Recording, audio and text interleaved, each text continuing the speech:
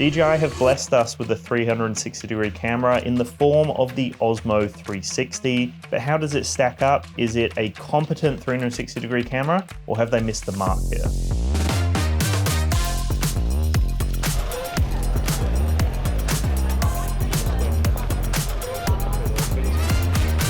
What's going on, guys? My name is Dan Davis and I'm the creative director here on DansTube.TV.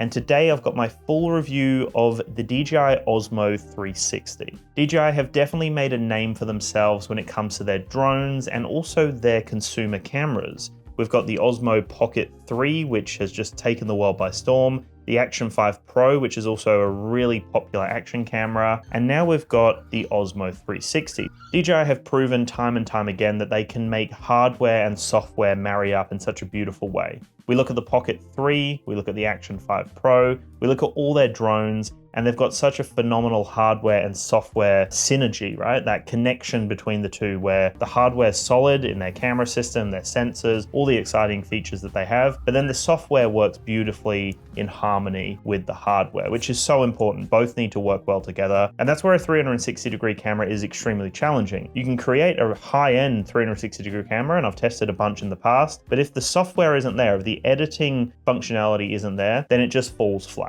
The Osmo 360 is DJI's first entry into the 360-degree camera space, and it's raised a lot of questions. Now, this is my full review after using it now extensively for quite some time.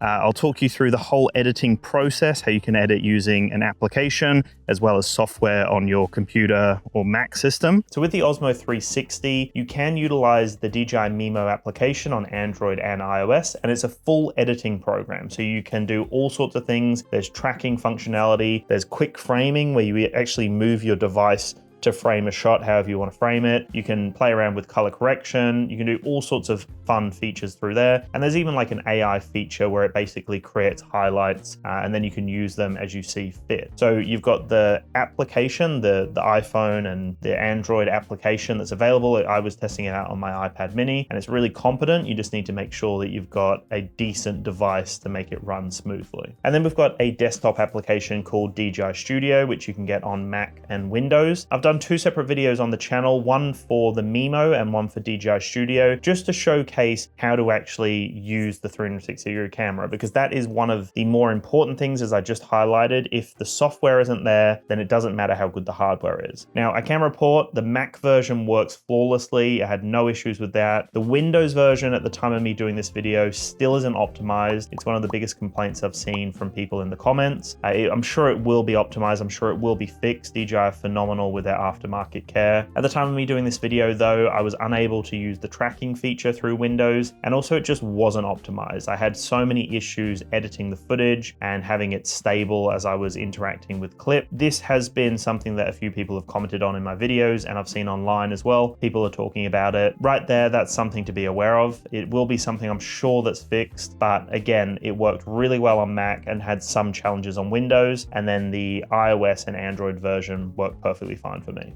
Here's another great example of how you would use the 360-degree system. So I've literally just got it in the sand right now. So I've just buried it in the sand. And so I can move around, change my framing, do whatever I need to do. It's still a static shot, but me as the content creator can move around wherever I need to, even on a complete side shot, right? I'm completely on the side here. There's two lenses facing that way, and it can still capture me in a really cool perspective. And I can obviously move back this way and do whatever I need to do. It can track me the entire time. And that's what's so cool about this. This is literally just using the selfie pole buried into the sand, nice static shot, and I can move anywhere and I'm going to be in frame regardless, which is so cool. The selfie pole is going to be completely removed, so it's going to look like the camera's just floating. Great for content creators, really, really cool for content creators. For DJI, this is an interesting risk that they're taking, right? They're opening up a brand new software, which is DJI Studio. They're coming into a 360-degree camera space, which is a competitive camera space, and they're coming in with an 8K offering here. So it's a dual lens system, 360-degree camera. We've got one display on the front here. We've got a few buttons. We've got a record button. We've got a square button that allows you to actually flip between the front and the rear camera. And then we've got a power button on the side, USB-C for charging and for connecting it up to your computer or laptop or whatever it may be. You've got the battery door, which also gives you the option for additional storage with a micro SD slot. It does come with inbuilt internal storage, which is great to see, something that DJI have been doing now for quite some time with their recent drone and camera releases. So great to see it coming through here. And I find it to be a very, very competent experience. Like just in terms of how to actually utilize this camera system, it works great. Now keep in mind that the batteries actually work interchangeably with the Action 5 Pro batteries. So for whatever reason, if you do have the Action 5 Pro, then you can utilize the same battery system on both the Osmo 360 and the Action 5 Pro. That's definitely a pro tip. If you've got the Action 5 Pro, you are going to be able to utilize both the batteries on the Osmo 360 and the Action 5 Pro. So like I've said, this is a 360-degree camera. You can capture full immersive photos and videos in 360 degrees, even if we're just looking at the single camera, because you can go from the dual camera, the 360 degree, or a single camera experience, and works really well. But it's such a wide camera because of the way it's designed. It's so wide, you can literally get everything in frame, and it's such a unique perspective because everything's in focus as well. So that's 8K up to 50 frames per second. It is the equivalent of a 1-inch sensor, and it captures natively in HDR. Really, really impressive 1-inch sensor here. I'm extremely impressed with how they've gone about doing this. The 8K footage looks beautiful. That's 8K up to 50 frames per second. And then we've also got 360-degree slow motion. So that's 4K up to 100 frames per second, recording in full 360 degrees. So really impressive stuff when it comes to the video quality. And one thing I do want to mention is how easy it is to just switch between the modes. So the interface here, again, if you're in the ecosystem and if you're used to DJI, they do a great job of marrying up hardware and software. And the software experience on here feels very, very similar to the other Osmo range. So it works beautifully, and it feels similar to the Action 5 Pro and the Pocket 3. So you're going to be used to all the different modes, the ways to interact with the settings, connect up microphones, all that kind of stuff. It works quite similar here, and the touch display is very responsive, easy to navigate through, and I had no issues with anything like that. I was also really impressed to see how easy it is to connect up a microphone. So I was using the Mic Mini, but I could have connected up the Mic 2 as well. So easy to connect up with that Osmo audio, and it's completely wireless. You don't need to connect anything into the device. It just wirelessly connects up, and I love seeing that. Like when you're in the ecosystem with DJI, you just see how flawless this experience is, and it works great every time. One of my favorite things about DJI is once you're in the ecosystem, they really do spoil you with options. Now in this setup now, I am using the Mic Mini, which is a great tiny little microphone system. I can remove that like so. That's literally the microphone system right there, and very portable, very subtle, and it syncs up super easy with that Osmo audio. I can also use the Mic 2 as well, which works flawlessly, as you would imagine. But once you're in that system, you can utilize those two options. There's also the vortex handle, which gives you the option to create those really cool vortex effects, which I'm going to have a whole standalone video for that guy very soon on the channel. I mentioned the HDR options, but the Osmo 360 can also capture 10-bit color. It can shoot in D-Log-M as well, which is really nice to see. And when it comes to the photo quality, you can capture 120 megapixel 360-degree photos. So that's the equivalent of 16K resolution from what they're saying. So it's an 8K resolution when you're using both lenses in 360, or a 16K equivalent resolution when you're capturing photos. So 120 megapixel stills, phenomenal stuff, full 360, so you can interact with it. If you put it on a device, you can move your device around to view it, or you can just kind of drag your finger around to see the full frame. And that's where this comes in as such an exciting experience.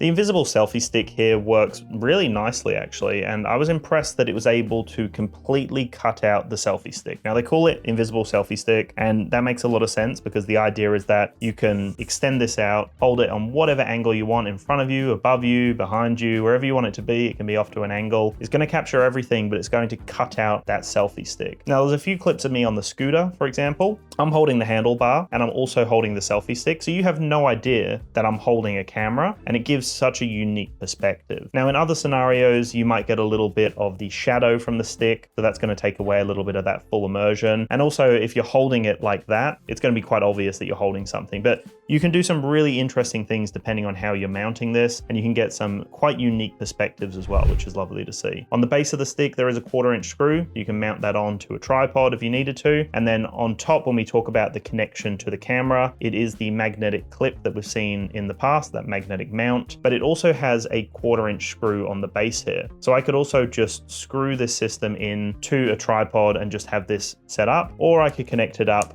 with the mounting system magnetically, and then I can connect it obviously up to the selfie stick like that, and I've got an awesome setup. One of my favorite features of the selfie stick actually is this little button here. You press the button and then you can angle the camera like so. And so what that actually does, so if you're going like that, for example, it's perfect for 360-degree video because it's going to cut out the selfie stick. But when I press that button and angle it down, I can then go into that single camera mode, so the single lens, so I can have it facing me like so, which is what I've done in the video. You would have seen it before, and we'll probably have some other stuff pop up in a bit. But the idea is that I can literally hold it like that, and I can use the single lens just like an action camera, and I can use it as a full vlogging setup. So I could have my microphone connected wirelessly, I could hold this out like so, and then that's using the single lens, 5K with the single lens, which is very, very competent, 5K video, and it's all set up. I've got the framing with the little like feed on the front here, wireless audio connected, and I can just capture like some quick run and gun stuff where I'm just talking to the camera, doing what I need to do, and then I press the button, release it back into that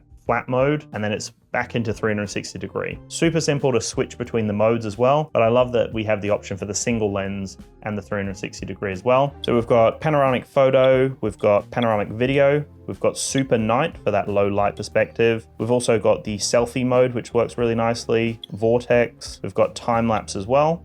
And then if we go into the single lens, we've got a few other options. So we've got photo, video, and boost video. So there's a bunch of options in here, and it's nice and easy to just switch between the modes. Utilizing the single lens mode, like I mentioned before, you can capture 5K footage up to 60 frames per second. It has a 155-degree wide angle perspective. So you're pretty much getting everything in the frame, nice and wide. Everything's in focus as well, so you don't have to worry about it. You've got the video feed that's directly on the screen itself. Nice and easy to wirelessly connect up the audio. And it's a great option if you're into vlogging. If you want some quick, easy stuff, I love having to go into that because you don't then have to worry about editing the footage later through either Mimo or the DJI Studio application. You can literally just use it like you would with any other video. So that's where it comes in as a nice versatile offering here. It's interesting to look through all the different modes because each mode has certain limitations and certain offerings here. So for example, if we're talking the single lens side of things, there's different modes like I mentioned. With that boost video mode,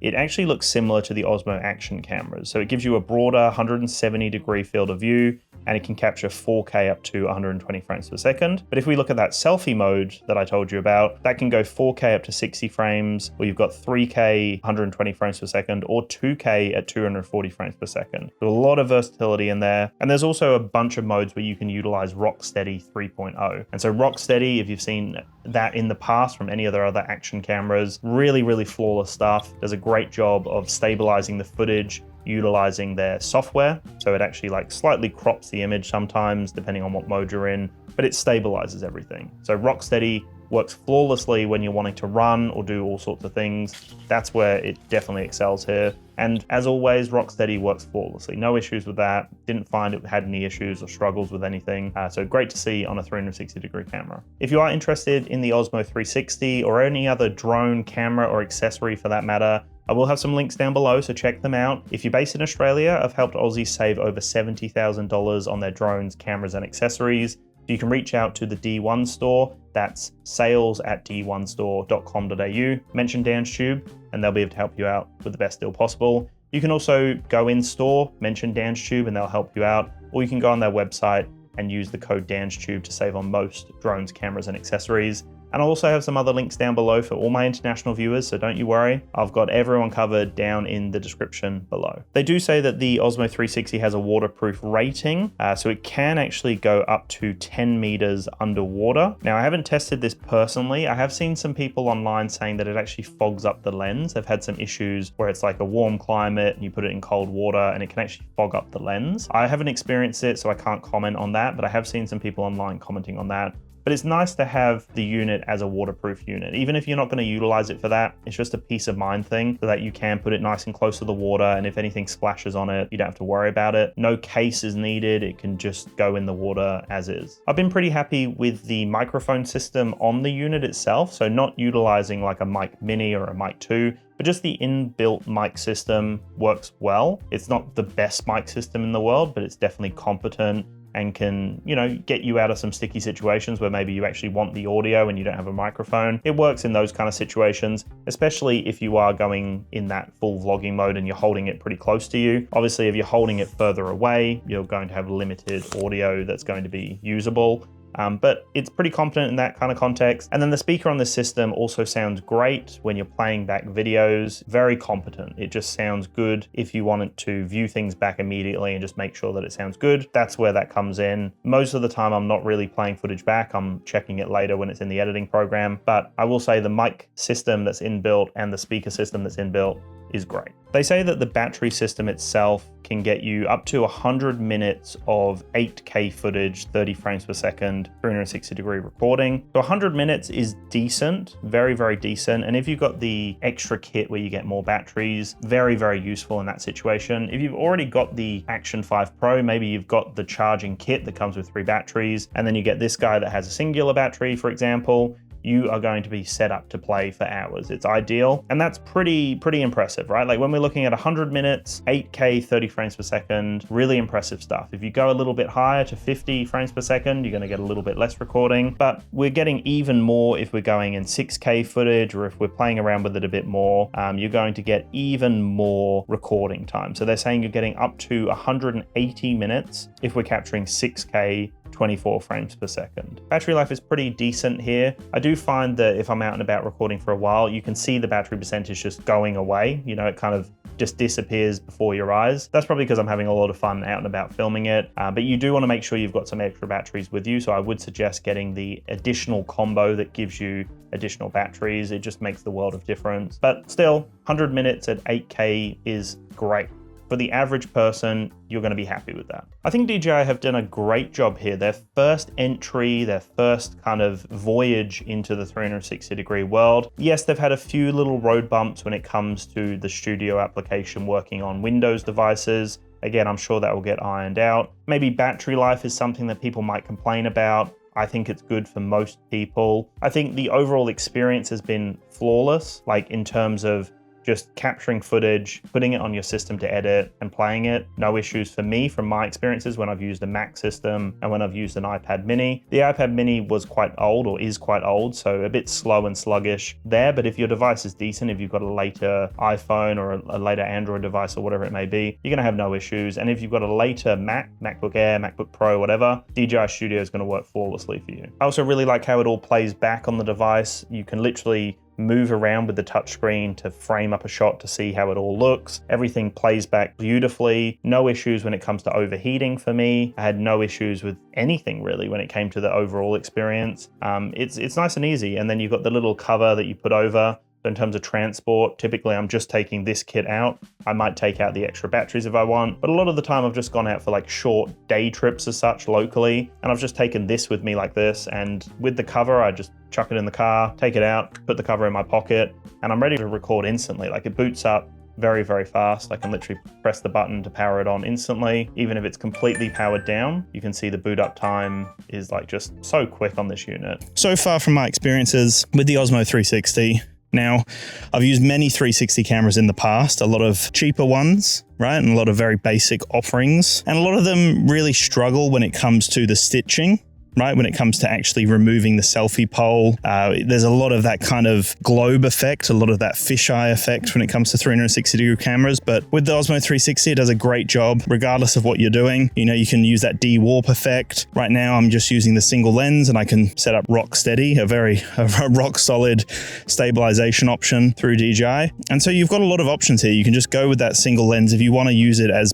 basically an action camera or a vlogging setup. Or like I was saying before, you can go into that 360 as I was walking along the beach over there, and I can just do whatever I need to do. I don't have to worry about framing because everything's in the frame and everything's stitched beautifully. You don't have to worry about the selfie pole being in the shot. It looks great, right? So it's a low effort kind of offer where you can just hand this over to someone. You're traveling, let's say, and they can just capture some content and you know it's going to look great. That's what I love about DJI. Every time they release a product, it's just flawless when it comes to the final result. There's a bunch of options for gesture controls as well. You've got some gesture controls in there. You've got the editing assistant as well, which is really cool. That just kind of picks up on certain spots that you might want to keep through the video.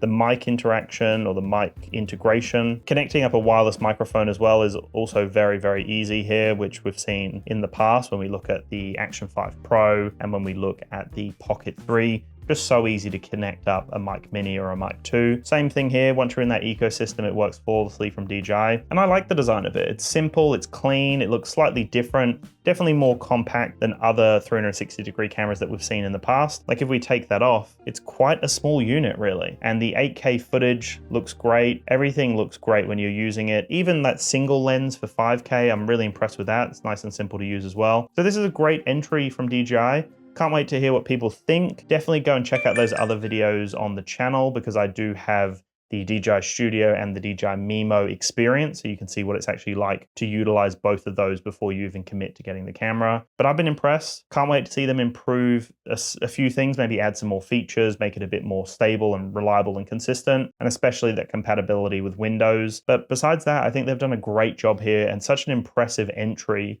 into the 360-degree camera world. Anyway, guys, thank you so much for watching. I appreciate all the support, and I'll chat to you in the next one. Peace.